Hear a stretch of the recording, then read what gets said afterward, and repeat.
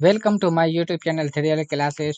दोस्तों, जैसा कि स्क्रीन के ऊपर दिखाई दे रहा है कि ये जो क्लास आपका है वो क्लास 5 है और ये हिंदी ग्रामर का क्लास है। इससे पहले मैंने हिंदी ग्रामर से रिलेटेड 4 वीडियो अपलोड कर दिया हूं और 4 वीडियो के अंदर मैंने 10-10 क्वेश्चन लेके और उससे जो फैक्ट चीज़ था आपको देने की कोशिश की गई थी। ठीक है, तो अगर आपने अब तक मेरे जो इससे पहले वाली वीडियो आपने नहीं देखा है तो आप उसे जाके देख लें, क्योंकि हर एक वीडियो एक दूसरे से रिलेटेड है। ये हमारा हिंदी ग्रामर का 5वां वीडियो है। ठीक है, और अगर आपने मेरे चैनल को सब्सक्राइब नहीं किया है तो आप उसे सब्सक्राइब कर लें। ठीक है, और अपने दोस्तों में भी शेयर कर दें और छोटा सा लाइक और कमेंट्स कर दें। अगर आप किसी भी एग्ज़ाम की तैयारी कर रहे हैं तो फिर समझिए कि आपका उसमें हिंदी लैंग्वेज है या इंग्लिश लैंग्वेज है या उर्दू लैंग्वेज है और ग्रामर का पर्सन अगर पूछा जा रहा है तो आप समझ लीजिए कि वहाँ पे तो ये वीडियो आपके लिए बहुत ज़्यादा मुफीद साबित हो सकता है।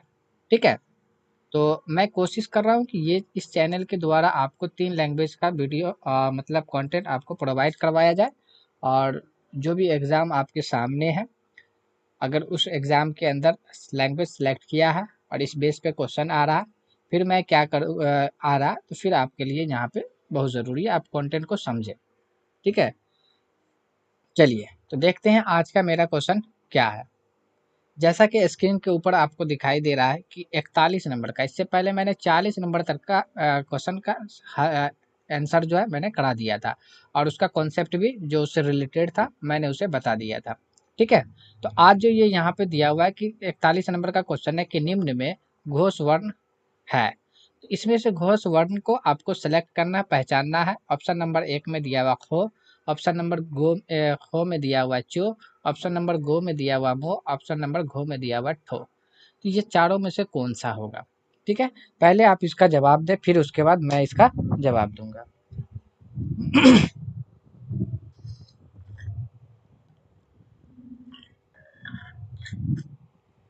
चलिए, इसका सही जवाब हो जाएगा ऑप्शन नंबर गो। यानी कि मो आपका घोष वर्ण हो जाएगा। ठीक है, ये आपका सही जवाब हो जाएगा। अब यहाँ पे ये देखना कि घोष का ही यानी कि दूसरा नाम इसको कहा जाता है सघोष, यानी सघोष का ही दूसरा नाम क्या है? घोष है। ये याद रखना आपको।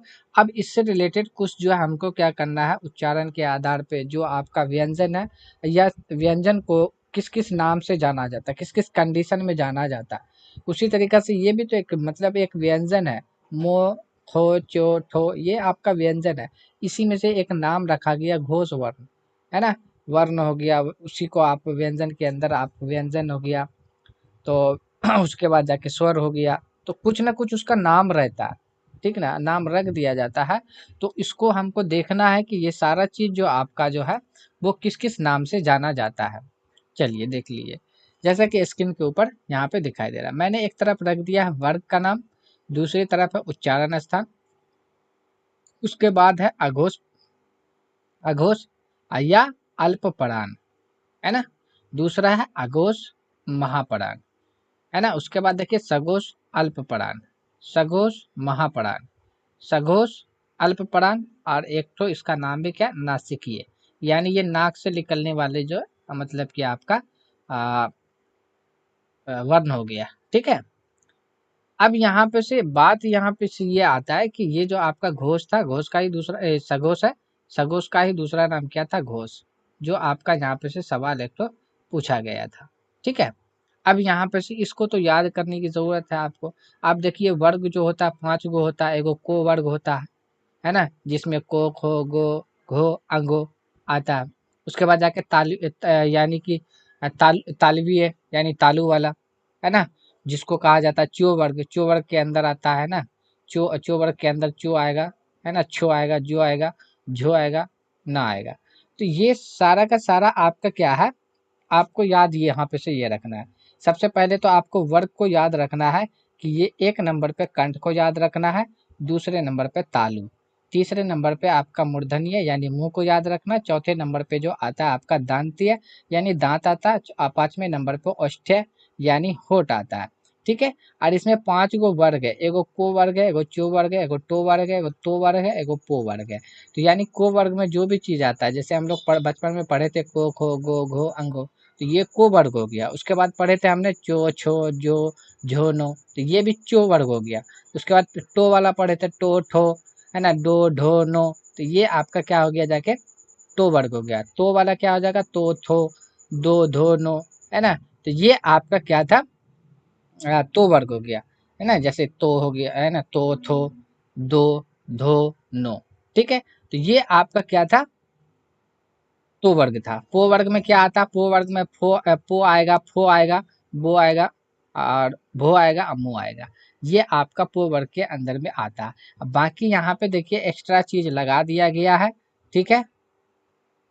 तो ये सब जो लगाया गया है सबका अलग अलग नाम है ना। ये देखिए यहाँ पे भी एगो एक्स्ट्रा के तौर पे इसको जोड़ा गया, एक्स्ट्रा के तौर पे यहाँ पे ये जोड़ा गया है ना।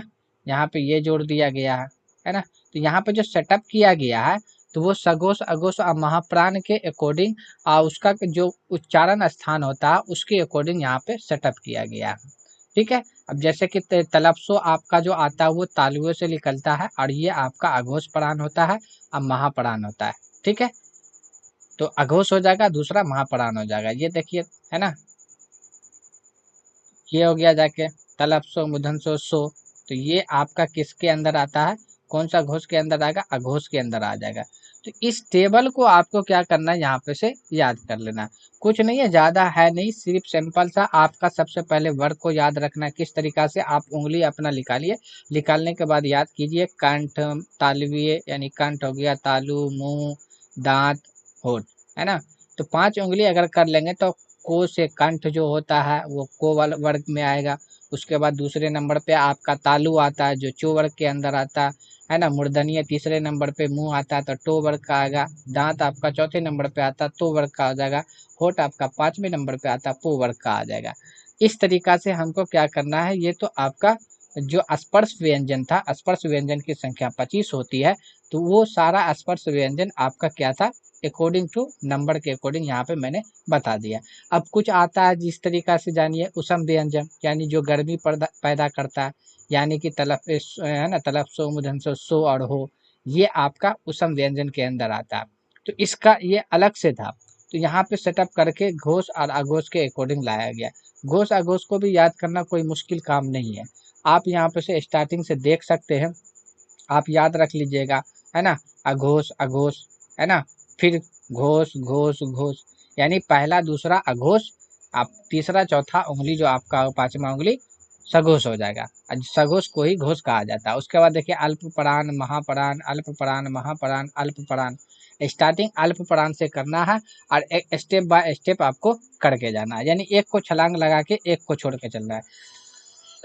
जैसे कि देख लीजिए ना आप, ये अगर मान लेते हैं कि मेरे हाथ का पहला उंगली हो गया, तो ये दूसरे नंबर पे, तीसरे नंबर पे, चौथे नंबर पे, 5 है। मेरे हाथ में 5 उंगली है, तो हम कह सकते हैं ना, यानी कि घोष, ये अघोष अघोष, उसके बाद सघोष सघोष सघोष, है ना। अल्प प्राण महाप्राण, अल्प प्राण महाप्राण, अल्प प्राण, यानी अल्प प्राण से स्टार्ट करके अल्प प्राण पे जाना है। एक को एक स्टेप करते हुए आपको चलना है। ये नासिकीय जो होता है, यानी नाक से निकलने वाला भी आपका व्यंजन, ये आपका आ जाता है। ये जितना भी व्यंजन आपका है, ये सारा का सारा नाक से निकलता है, ठीक है। तो आपको यहाँ पे से टेबल को याद कर लेना है। बस आप उंगली सिर्फ सबसे पहले अगर आप स्पर्श व्यंजन को अगर आप याद रख लेते हैं कि हाँ स्पर्श व्यंजन कौन होता है, टोटल संख्या 25 है, पहले इसको याद कर लीजिए, है ना। को वर्ग के अंदर 5 टो आता है, चो वर्ग के अंदर 5 गो, टो वर्ग के अंदर 5 गो, तो वर्ग के अंदर 5 गो, पो वर्ग के अंदर 5 गो, है ना।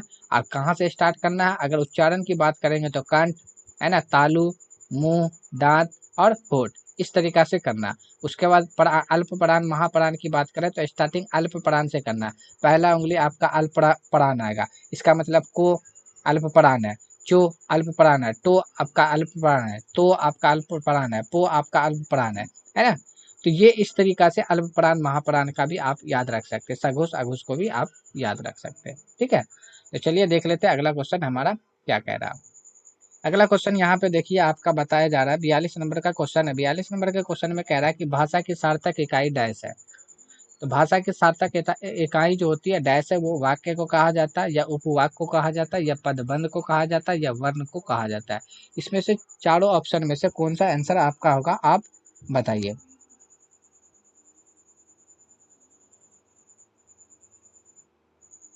चलिए, इसका सही जवाब हो जाएगा ऑप्शन नंबर को आपका हो जाएगा, है ना। भाषा की सार्थक इकाई जो होती है वो वाक्य का कहा जाता है, किसको कहा जाता है, वाक्य को, है ना। तो भाषा की सार्थक इकाई की क्या कहलाती है, वाक्य कहलाती है। ठीक है, अब इससे रिलेटेड कुछ बात कर लेते हैं। देखिए, भाषा की सब जो भाषा की जो सार्थक इकाई होती है वो वाक्य होती है। क्या होती है, एक वाक्य होती है। और वाक्य से छोटी जो हो जाती है उसको उपवाक्य कहा जाता है, और उपवाक्य से छोटा जो होता है उसको पदबंध कहा जाता है। अब पदबंध से छोटा जो होता है जिसको पद कहते हैं या शब्द कहते हैं, और शब्द और पद से छोटा जो आता है उसको अक्षर कहते हैं या शब्द अंश कहते हैं। ठीक है, और इससे अक्षर या शब्द अंश से जो छोटा होता है वो वर्ण होता है, जिसको हम लोग ध्वनि यानी कि आवाज कहते हैं। स्टार्टिंग आपका यहाँ से होता है ना। सबसे छोटी इकाई देखा जाए किसी भी लैंग्वेज की तो वो लेटर होती है ना। तो लेटर हो गया, जाके सिलेबल हो गया, वर्ड हो गया, फ्रेज हो गया, क्लोज हो गया, सेंटेंस हो गया। ये इस तरीका से है। अगली वीडियो के अंदर मैं इस पे जो मतलब अच्छे तरीका से बात करूंगा कि इस सब में क्या क्या डिफरेंस है, किसको हम कहेंगे कि हाँ ये मतलब कि सेंटेंस है यानी वाक्य है, किसे हम कहेंगे कि ये वाक्य है, और किस मतलब किसको हम कहेंगे कि ये उपवाक्य है, पदवद किसको कहेंगे, है ना। पद किसको कहेंगे या शब्द किसको कहेंगे। पद शब्द एक ही होता है, प्रयोग के आधार पर अलग हो जाता है। अक्षर या शब्दांश ये सब एक ही है, दूसरा नाम है इसका। ध्वनि या आपका वर्ण, ये आपका एक ही बात है। तो आखिर ये सब होता क्या है, इसके ऊपर मैं क्या करूंगा, अगली वीडियो के अंदर इसके ऊपर मैं मतलब कि बात करूंगा कि हाँ ये किस तरीका से आप एक दूसरे से मतलब कि अलग होता है, किस चीज को हम बोलेंगे। आखिर यहाँ पे हम लिख दिए हैं मैं जानता हूँ, मैं जानता हूँ कि वह बीमार है ना। अब इसमें क्या है, ये वाक्य है कि उपवाक्य है, पदबंध है, पद है, क्या है, इसके ऊपर अगली वीडियो के अंदर हम लोग समझेंगे। अभी यहाँ पे सिर्फ आपको ये याद रखना, मेन यहाँ पे फोकस मेरे देने का था। चलिए देखिए, तो इसमें ज़रूरी चीज़ क्या है कि मेन मकसद यहाँ पे था कि जिस चीज़ को अंग्रेजी में सेंटेंस कहा जाता है, हिंदी में उसे वाक्य कहा जाता है, उर्दू में जुमला कहा जाता है। क्लोज जिसको इंग्लिश में कहा जाता है उसको हिंदी में उपवाक्य कहा जाता है, और उर्दू में जजु जुमला कहा जाता है, यानी कि जुमला का एक हिस्सा होता है ना। फ्रेज जिसको कहा जाता है पदबद्ध यानी फकरा कहा जाता है। ठीक है, उसके बाद देखिए आप वर्ड जिसको कहा जाता है उसको हिंदी में पद या शब्द, या उसको उर्दू में लफ्ज कहा जाता है। सिलेबल जिसको कहा जाता है उसको आपको हिंदी में अक्षर या शब्दांश कहते हैं, और उर्दू की बात करें तो जजू लफ्ज है, यानी लफ्ज का हिस्सा। ठीक है, और लेटर उसके बाद जाके लेटर यानी सबसे छोटा लेटर आता है, जिसको हिंदी में वर्ण, ध्वनि और उर्दू में हर्फ कहा जाता है। ठीक है, तो मेन अभी पर्पस यहाँ पे ये था कि आप इसको हिंदी और इंग्लिश में इसका नाम सही से जान सके, इसे मेमोराइज कर सके। ठीक है,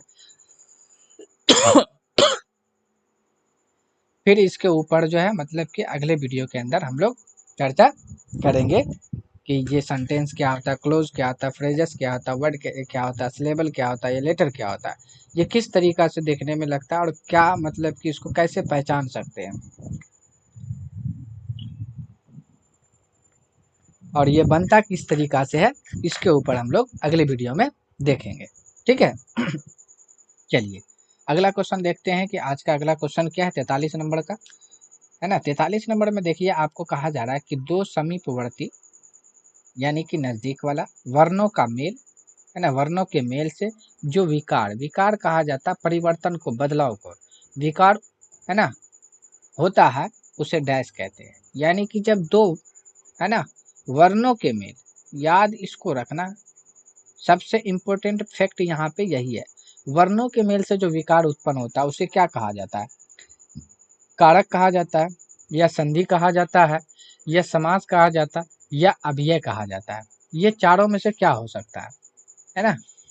चलिए इसका जवाब आप पहले दिए, उसके बाद फिर हम जवाब इसका देंगे। चलिए, इसका सही जवाब हो जाएगा ऑप्शन नंबर आपका ख, यानी कि संधि आपका सही जवाब हो जाएगा।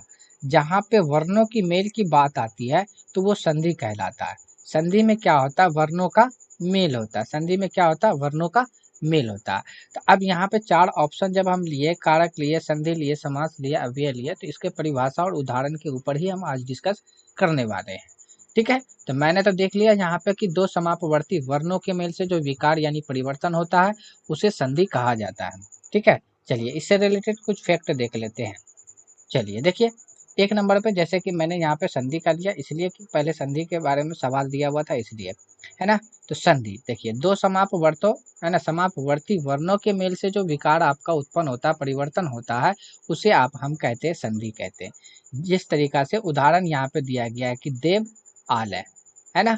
तो यहाँ पे देखिए आपका वर्णों का मेल हुआ, वर्ण किसको कहा जाता है? किसको कहा जाता है वर्ण, है ना। वर्ण आपको यही इसी को न कहेंगे, अक्षर ये इसको कहेंगे ना, ये हो गया ओ आ, है ना, हर्षई, जुड़ गई, यही ना आपका वर्ण हुआ, जिसको हम लोग ध्वनि कहते हैं, है ना। तो यहाँ पे ये इसी का मेल होता है, आप देख लीजिए यहाँ पे, है ना, कि देव प्लस आलय देवालय, मनो प्लस योग मनोयोग, है ना, जानकी प्लस इस तो जानकिस, है ना। तो ये आपका यहाँ पे जो मिलन हुआ है ना, वो वर्णों का मिलन हुआ है। अब किस तरीका से मिलन हुआ है इसका, है ना, तो उसके ऊपर हम लोग जब संधि पढ़ेंगे तो वहां पे हम देखेंगे कि ये एक दूसरे से किस तरीका से वर्ण को मिलाया जाता है। ठीक है, तो यहाँ पे क्या आ गया है, देख लीजिए आप, यहाँ पे देव एक शब्द है, दूसरा यहाँ पे आलय था, तो इसका आपका क्या आ गया कि आ गया, है ना। और फिर इसका भी यहाँ का आ मिलके, तो ये आ मिलके यहाँ पे क्या बना, आ बना, है ना। छोटी आ और बड़ी आ का मिलन यहाँ पे होता है, छोटी, है ना, इस तरीका से। तो यहाँ पे ये आ आएगा, तो बड़ी आ आएगा, तो बड़ी आ को हम ऐसे भी लिखा जाते हैं, जिसको हम लोग आकर कहते हैं, है ना। तो इसलिए देवालय बन गया, है ना। मनो, है ना, तो मनो प्लस योग, तो मनो योग बन गया, है ना। जानकी प्लस इस, जानकिस बन गया। तो यहाँ पे हम कह सकते हैं इसका जो बना हुआ देख लीजिए, छोटी बड़ी ई और बड़ी ई मिल गया, जब बड़ी ई को बड़ी ई से जोड़ा जाता है तो बन जाता है बड़ी ई, है ना। अब बड़ी ई को हम लोग कैसे लिखते हैं, ऐसे भी लिखते हैं, है ना। तो वही चीज देखिए, यहाँ पे जान, यहाँ पे देखिए जान, है ना, को आ गया, जानक, जानक, इसका आखिरी का देखिए बड़ी ई, इसका देखिए अंतिम का बड़ी ई, तो ये दोनों जब मिला तो क्या बन गया, बड़ी ई बन गया। तो लास्ट में देखिए सो लिख दिया गया। तो यहाँ पे क्या हो गया, वर्णों का ही मेल होता है। तो संधि के अंदर किसका मेल होता है, वर्णों का मेल होता है। कुछ पॉइंट दिया हुआ कि संधि में पहले पद के अंतिम वर्ण है, बोला गया ना पहले पद, ये पहला पद है, इसका अंतिम वर्ण, है ना, और दूसरे शब्द के आदि यानी पहले वर्ण का मेल होता है ना।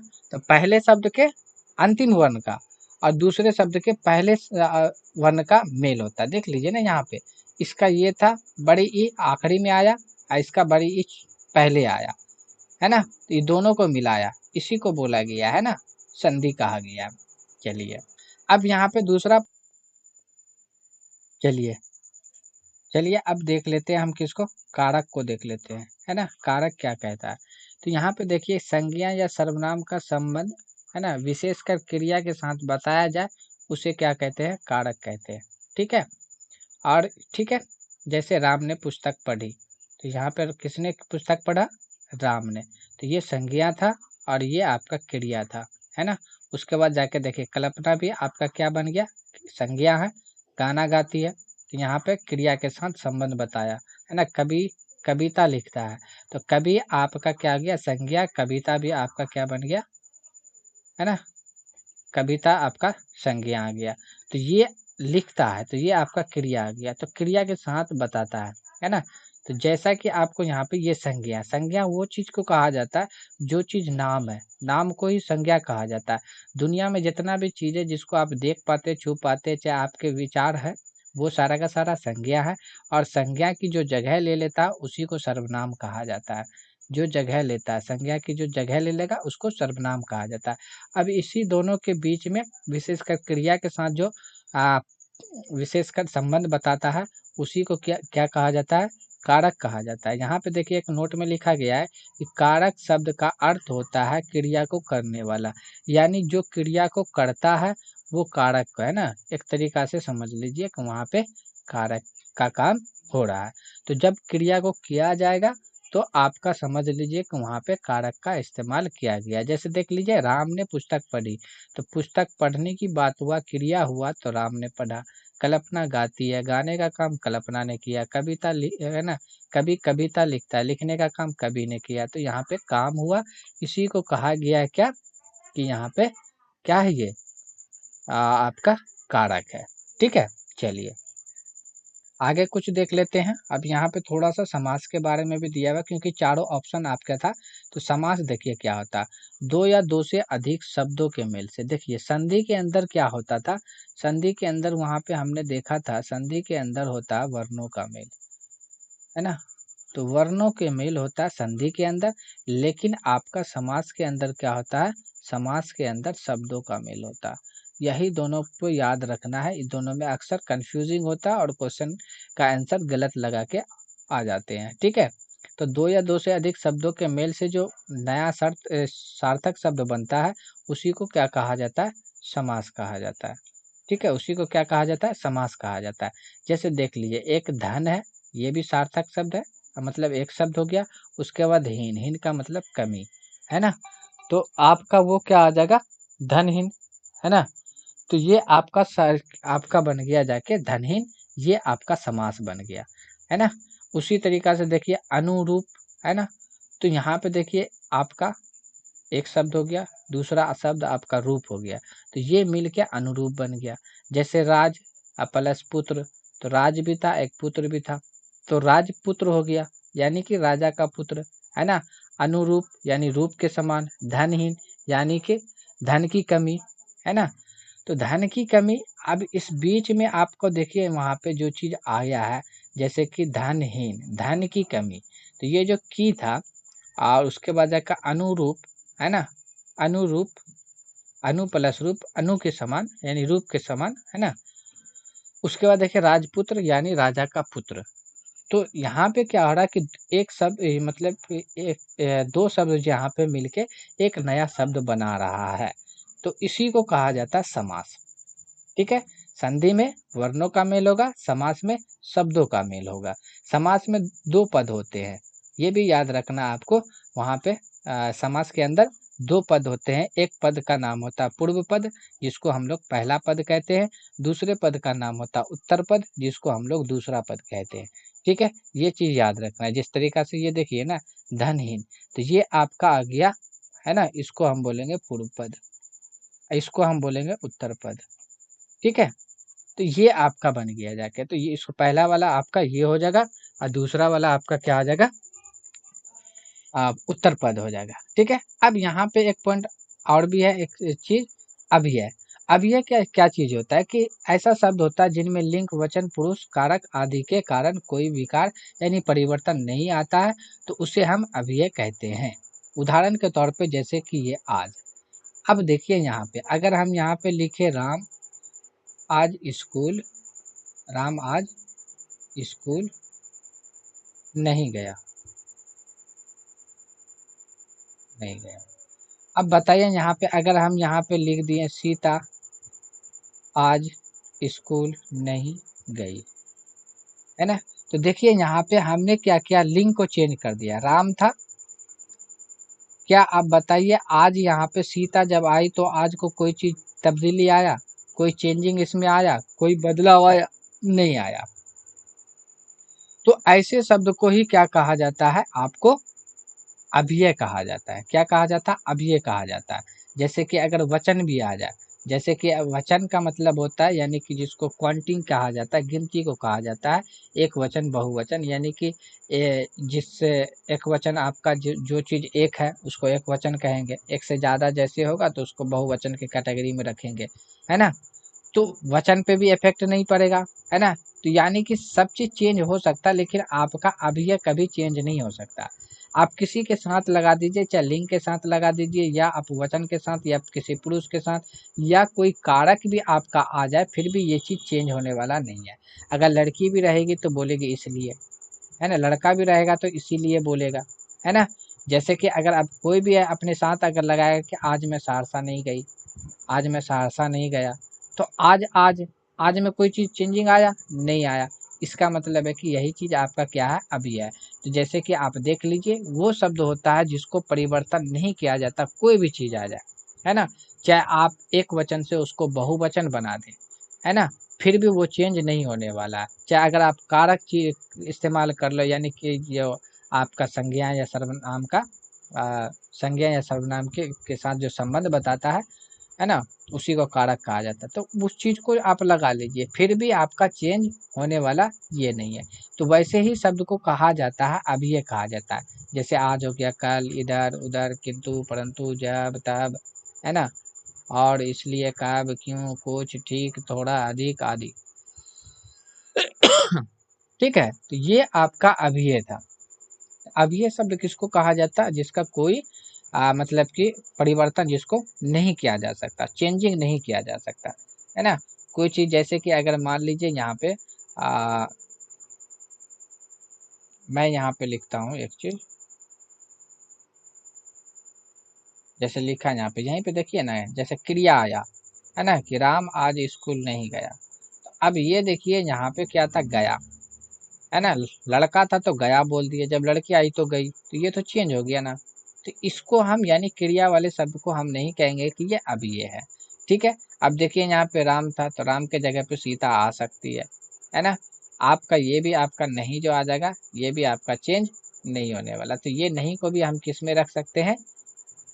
इसमें रख सकते हैं।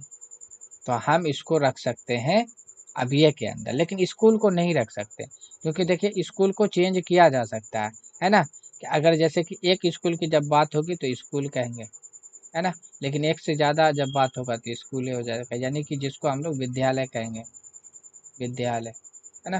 तो एक से ज़्यादा इसको बनाया जा सकता है, इसका लिंग वचन बनाया जा सकता है, इसलिए ये यहाँ पे नहीं होगा। ठीक है?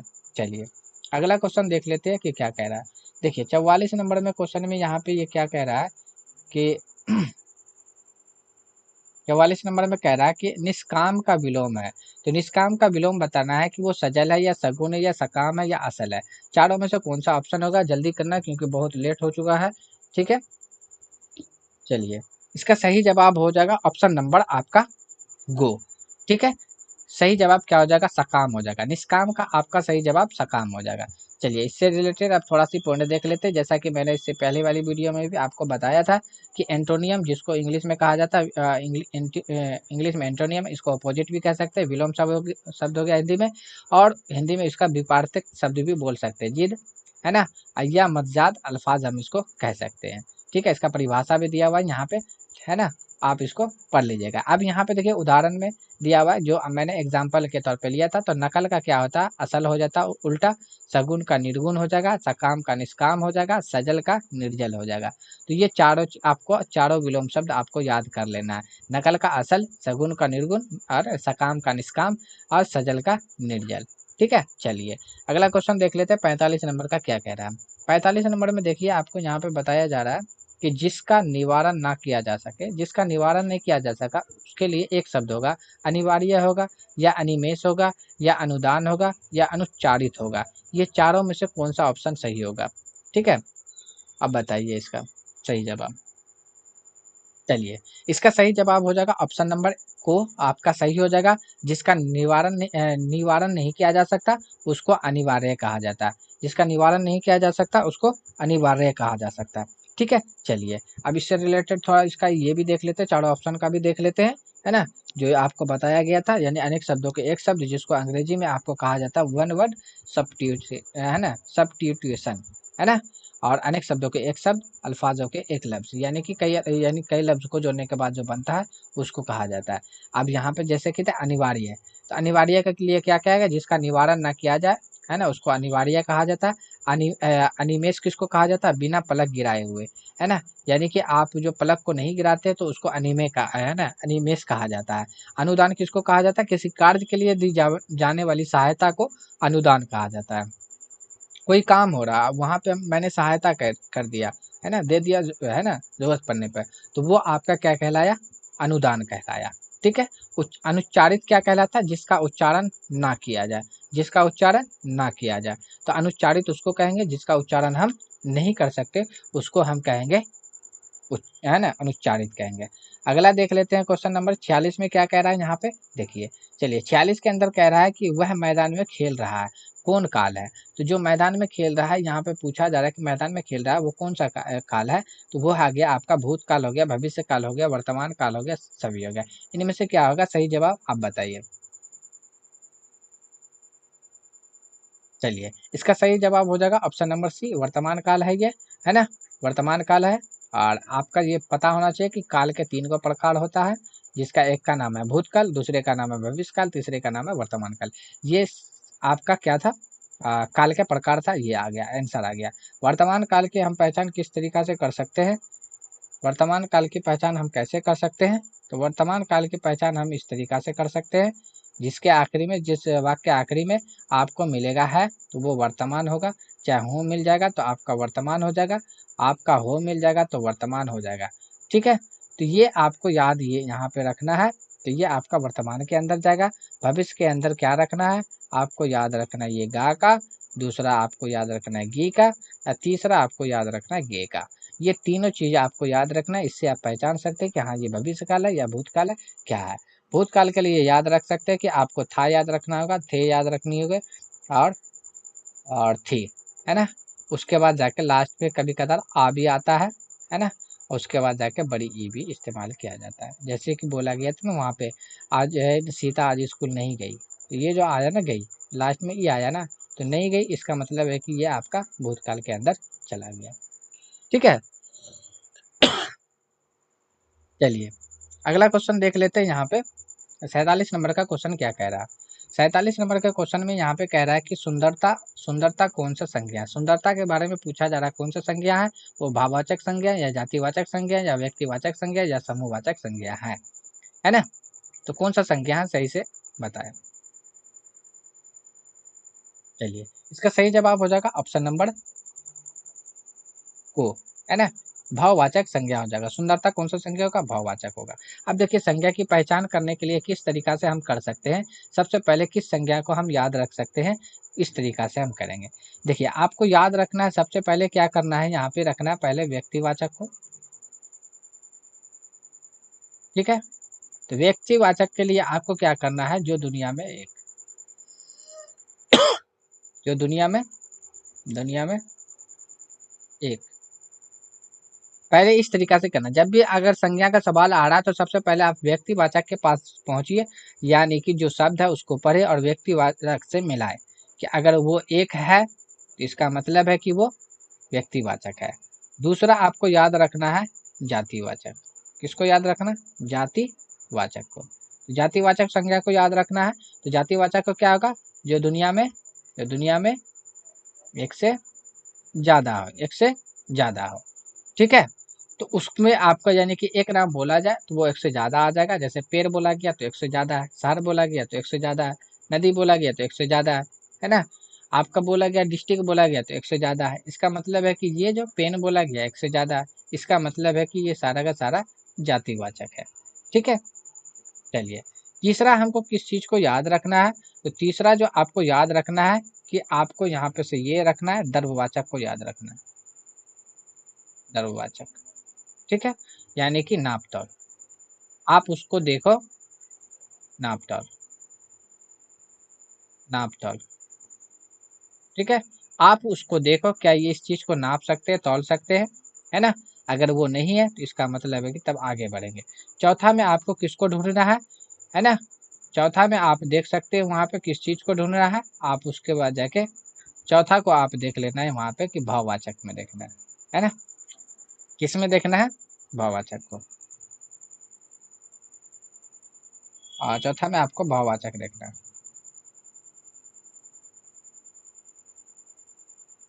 भाववाचक। ठीक है, तो भाववाचक को कैसे देखना है ना, जो दिखाई ना दे, दिखाई ना दे और छुआ भी ना जाए, ना दिखाई दे ना जिसको छू सकते हैं। पांचवा आपको समूहवाचक रख लेना है ना, समूहवाचक। ठीक है, यानी कि आपका रहेगा भीड़, ग्रुप में, भीड़ से पता याद रखना। ठीक है, तो ये इस तरीका से हम क्या कर सकते हैं, संज्ञा की पहचान कर सकते हैं। ठीक है, चलिए आगे चलते हैं 48 नंबर का क्वेश्चन देखते क्या है। 48 नंबर का क्वेश्चन में यहाँ पे कहा जा रहा है कि आपका रसाल का पर्यायवाची क्या है। तो रसाल का पर्यायवाची के बारे में बताया जा रहा है। नंबर 1 है कि आपका नभ, नंबर 2 में कटक, नंबर 3 में आम, नंबर 4 में लोचन। ये चारों में से क्या होगा सही जवाब आप बताएं। चलिए इसका सही जवाब हो जाएगा ऑप्शन नंबर गो, आपका सही जवाब हो जाएगा आम हो जाएगा। तो रसाल का पर्यायवाची क्या आता है, आम आता है। क्या आता है, आम आता है। चलिए बाकी चीज को देख लेते हैं। देखिए इंग्लिश में इसको साइनोनियम्स कहा जाता है, हिंदी में आपका समानार्थी शब्द, इंग्लिश में आपका हिंदी में दूसरा नाम है पर्यायवाची शब्द, उर्दू में कहा जाता है मुतरदफ, है ना, मुतरा, है ना, फात अल्फाज, है ना, मुतराद फात अल्फाज हम कह सकते हैं, लफ्ज कह सकते हैं।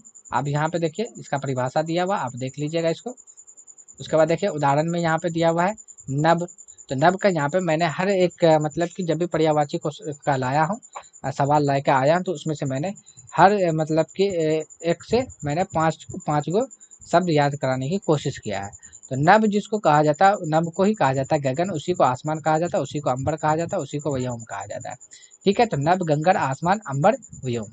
कटक किसको कहा जाता है, कटक जो होता है आपका दल को कहा जाता है, यानी सेना को, यानी फौज, यानी अनिक कहा जाता है। ठीक है, तो फौज, दल, सेना, अनिक, कटक है। आम के लिए क्या हो जाएगा, आम के लिए हो जाएगा आमर, रसाल, सहकार, अमृत फल। ये 5 तो याद कर लेना है। लोचन के लिए क्या हो जाएगा, नेत्र हो जाएगा, आंख हो जाएगा, नयन होगा, अक्षी हो जाएगा। ठीक है, लोचन के लिए क्या हो जाएगा, नेत्र, आंख, नयन, अक्षी। ठीक है, चलिए देख लेते हैं अगला क्वेश्चन क्या है। क्वेश्चन नंबर 19 में दिया हुआ, 49 में। क्वेश्चन नंबर 49 क्या कह रहा है, क्वेश्चन नंबर 49 आपका कह रहा है कि इनमें अन्य पुरुष कौन सा है। तो अन्य पुरुष की पहचान करना है। ऑप्शन नंबर 1 मैं, ऑप्शन नंबर, है ना, 2 में आ गया जाके तुम सब, 3 में हो गया हम सब, 4 में हो गया वह। तो इसमें से कौन सा आंसर आपका हो जाएगा सही से बता।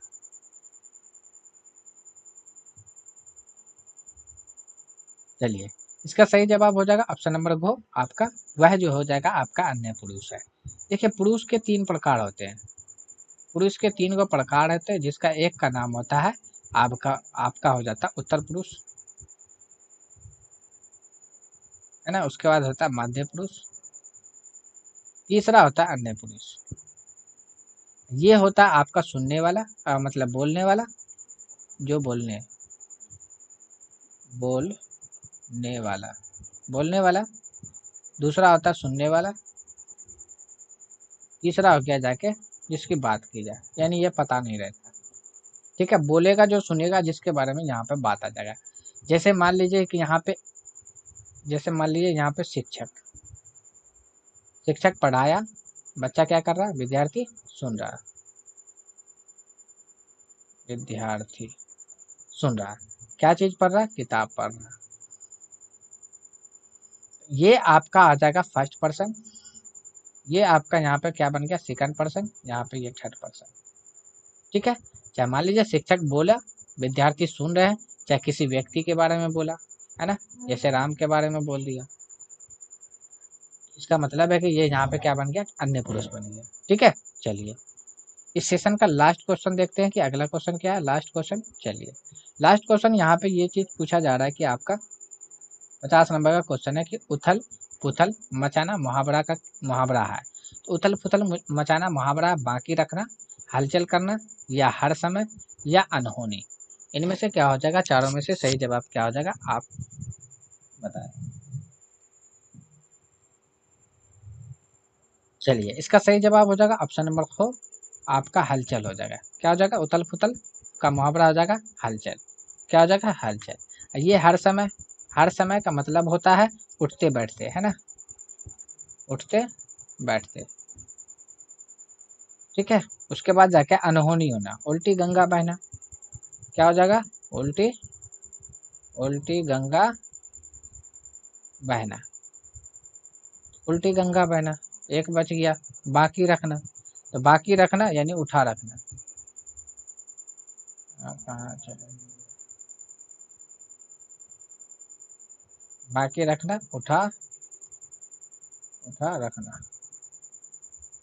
ठीक है, तो ये था आज के वीडियो का मतलब कि क्लास का टोटल 10 क्वेश्चन। मैंने उसके ऊपर जो चीज़ समझाने का था कोशिश किया मैंने समझाने का, ठीक है। मेरी तबीयत भी ठीक नहीं थी जिसके वजह से मैं बार-बार जो है मतलब कि रुकना पड़ रहा था, खाँसी भी मतलब गला भी बैठा हुआ है। वीडियो बनाने का मन भी नहीं था, तबीयत ख़राब था, लेकिन मजबूरन बनाया गया, इसलिए इसमें बहुत सा चीज़ स्किप भी कर दिया गया है, ठीक है। एकदम से मतलब कि मतलब जिस तरीक़ा से कंटेंट मैंने बना के लेके आया था उस तरीक़ा से मैं दे नहीं पाया। कोशिश ये रहेगी कि अगली वीडियो के अंदर मैं इसमें से जो भी कंटेंट मैंने रखा है, जैसे कि मुहावरा, ये तो आपको नहीं मिलेगा यहाँ पे से अब रिपीटेशन में, ठीक है, वो प्रैक्टिस में मिलेगा, ठीक है। बाकी जो क्वेश्चन है आपको वहाँ पे तीनों लैंग्वेज के अंदर मिलेगा।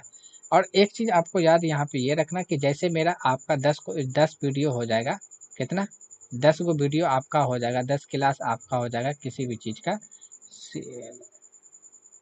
क्लास हो जाएगा। जैसे कि हिंदी ग्रामर का अगर इंग्लिश का हो गया 10 ठो, चाहे हिंदी का उर्दू का हो गया 10 ठो या हिंदी का हो गया 10 ठो, ठीक है। उसके बाद क्विक रिवीजन होगा, यानी टोटल वही 100 क्वेश्चन को रिपीटेशन आपका किया जाएगा। क्विक रिवीजन के अंदर में आप जितना जल्दी जो है ये एक तरीका से समझ लीजिए, इसी का आपका जो है एक तरीका से क्विक रिवीजन, यानी कि मान लीजिए कि 100 क्वेश्चन को हम लोग क्या करेंगे आधे घंटे में या 40 मिनट में, है ना, कोशिश करेंगे उसको उड़ाने का, ठीक है। सिर्फ आएंगे रिवीजन के लिए, क्वेश्चन लेके आएंगे, सवाल पढ़ेंगे, आंसर लगाएंगे, क्वेश्चन लेके सवाल पढ़ेंगे, आंसर लगाएंगे। ये इस तरीका से करेंगे जब 100 क्वेश्चन मेरा टूट जाएगा, है ना।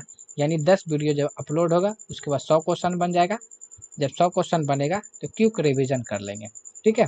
अब बाकी आपको अगर कोई टॉपिक का समझ में नहीं आई है, बताने में कोई चीज़ छूट गया है तो कमेंट्स करके बताएं, उसको हम चेंजिंग करने की कोशिश करेंगे, उसमें और भी अच्छे तरीक़ा से मैं बताने की कोशिश करूँगा, ठीक है। चलिए मिलते हैं फिर अगली वीडियो में, आज के लिए बस इतना ही।